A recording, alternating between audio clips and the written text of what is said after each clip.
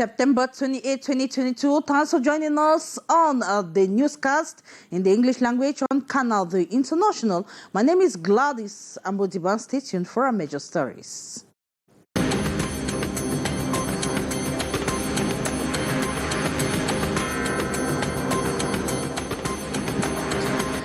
A network of alleged human bone traffickers has been dismantled in Douala.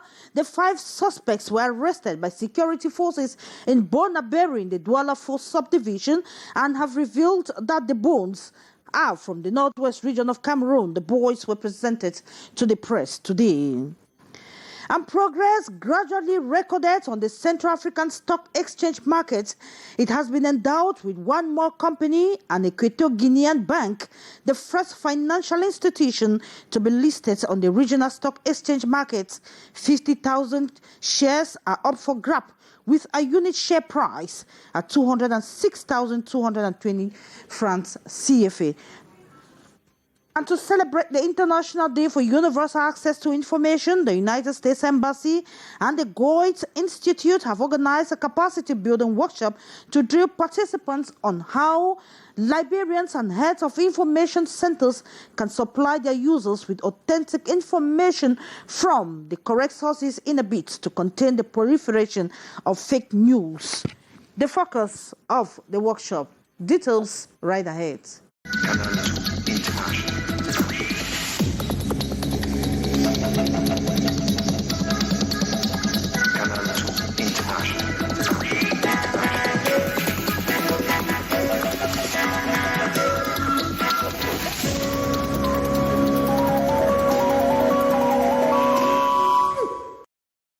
Thanks for joining us once again on Canal the International. And 5 suspected traffickers of human bones have been arrested in the Douala 4 subdivision. That was on September 19, 2022 by the Judicial Police in Douala. And after questioning the suspects, they disclosed the human bones were from the northwest region of Cameroon. The guys were presented to the press today. The details with Morindi. 5 individuals suspected of trafficking human bones are certainly meditating their fate after they fell into the dragnet of elements of the anti-gang unit in Bonaberi, Douala 4 municipality. The 5, according to security sources, were arrested in an attempt to sell bags of human bones in a hotel in Bonaberi that would have profited them millions of francs CFA if it went successfully. Unfortunately, a tip-off from sources made it easier for security forces to quickly lay hands on them. On this 19th of September 2022, we received an information that some citizens wanted to sell human bones by the side of Bonaberi area. That's why we deploy our team, brigade, anti-criminal team that have arrested 5 suspects. After questioning the suspects, they disclosed to security forces the human bones were from the northwest origin, gripped by the Anglophone crisis, which for years now has led to killings, kidnapping of several persons. One of the suspects refutes all accusations. By the exploitation of those suspects, it refers that the bones are coming from the northwest region, and there is an accomplice who is still in the run. According to security reports, another suspect is still on the run. The collaboration of the population has been saluted as investigations continue. All 5 suspects will be presented to the state prosecutor before nightfall. And at least 1 person is reported dead and 13 others severely wounded in an accident that occurred yesterday on the Yaoundé-Balmayo highway. The driver of the bus that had the accident, the driver tried to overtake another vehicle when it collided with another. The details with Beatrice Gamu. Metal sheets shattered, windshield in shreds, signpost crushed, pieces here and there. Very little is left of the transport bus ahead after a head-on-head collision with an incoming trailer yesterday, Tuesday, September the 27th. The accident occurred at a bend on the Yaoundé-Mbarmayo highway at a place called Mbedumu, Nyong and So division of the Central Region. The bus that left Yaoundé from Mbarmayo after overtaking another car finds itself face-to-face with an incoming truck, even with the road sign clearly forbidding overtaking. The shock was really brutal. The number of deaths varies according to different officials. Some say 1, another 7, while others are talking of over 12.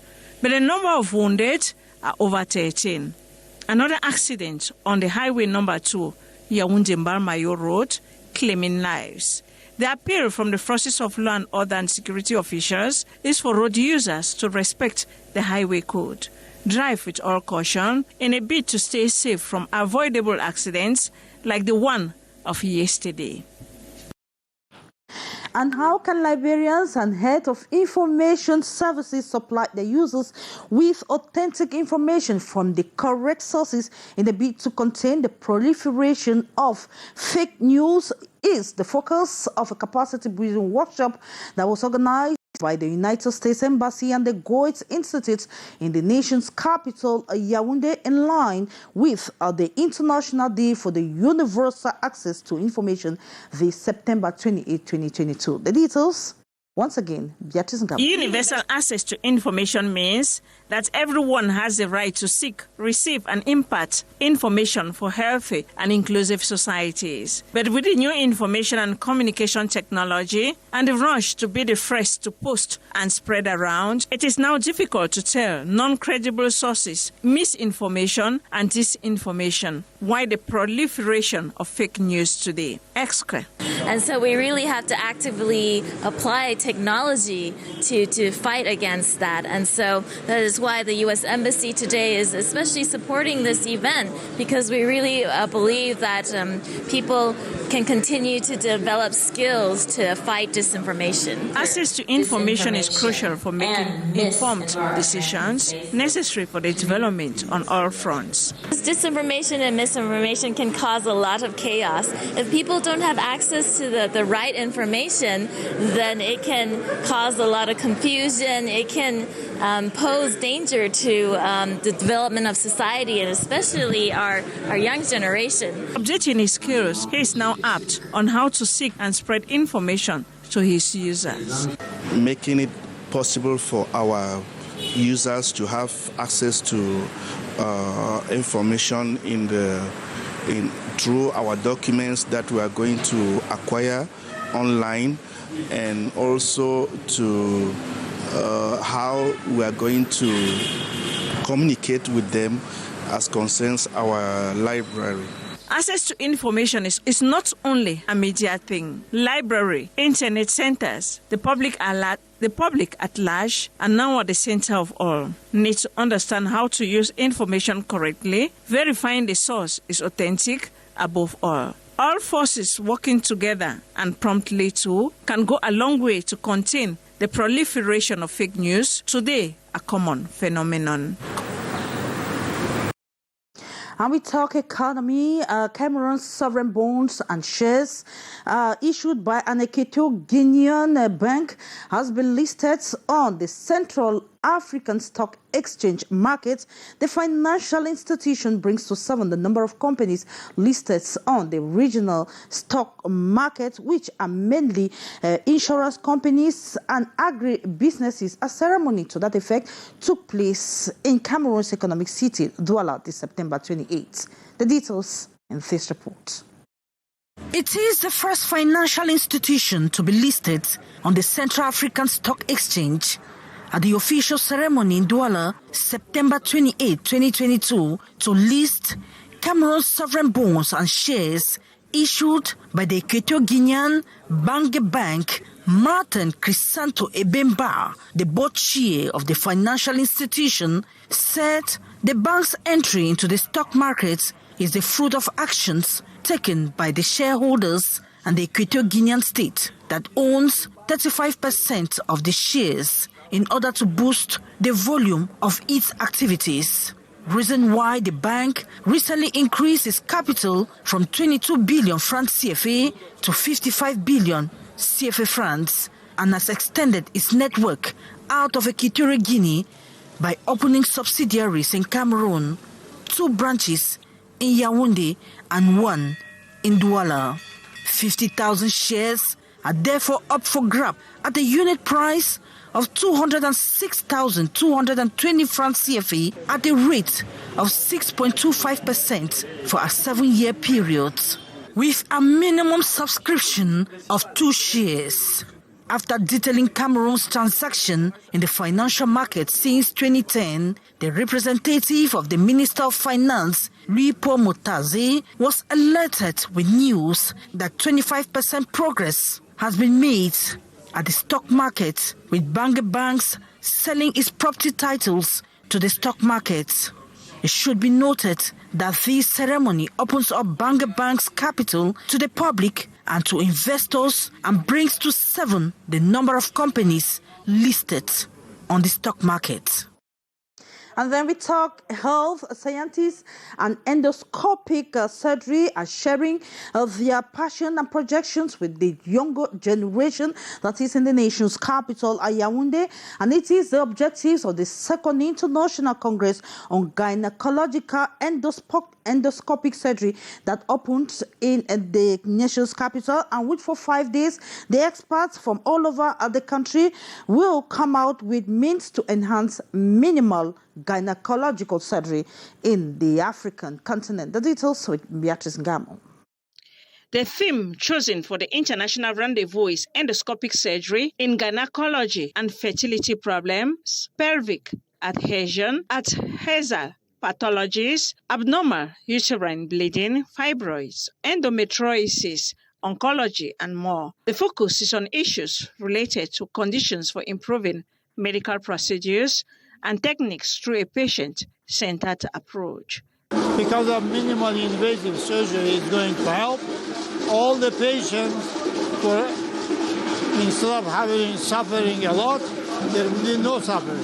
During the 5 days, the experts from all corners of the world will focus on Africa, as new findings, fresh concepts, and dynamic theories will be the building block for greater and more developed gynecological endoscopic practice on the African continent. The Minister of State for Higher Education, personal representative of the Prime Minister, who opened the Yaoundé deliberation Tuesday, Jacques Famendongo, urged the participants to explore in detail the theoretical and practical options that will take into account the quality, effectiveness, efficiency, sustainability, and feasibility of the techniques used. Opportunity to strengthen our health system on the one hand, and to better adapt our gynecological health policy to curing issues and challenges facing the sector. Advantages to young endoscopists and theatre nurses to gain basic tips and tricks in endoscopy. The Congress is organized by the International Society in conjunction with the African Society for Gynecological Endoscopy in partnership with Cliquez.